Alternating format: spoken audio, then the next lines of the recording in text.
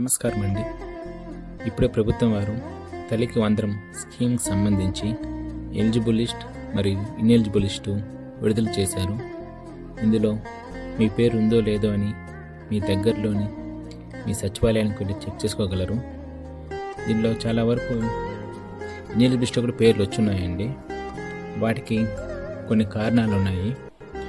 ఒక్కొక్కటి దాని గురించి చర్చించుకుందాము.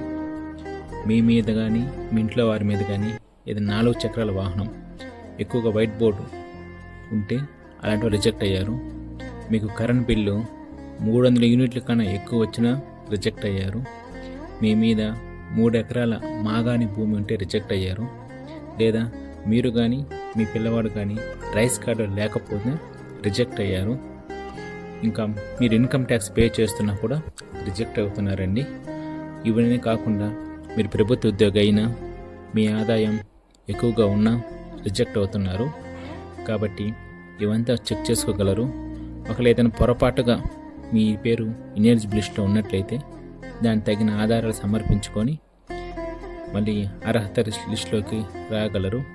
అలాగే ప్రతి ఒక్కరికి మీ బ్యాంక్ అకౌంటు ఎన్పిసిఐ అనే దానికి లింక్ అయిందో చెక్ చేసుకోండి. అంటే ఆధారు బ్యాంక్ అకౌంట్ లింక్ అవ్వడం కాదు. ఎన్పిసిఐ అంటే national payment corporation of India. ఇది బ్యాంక్ వాళ్ళు మీరు రిక్వెస్ట్ చేసుకొని వాళ్ళకి దగ్గర మీరు చేసుకోవచ్చండి. Thank you.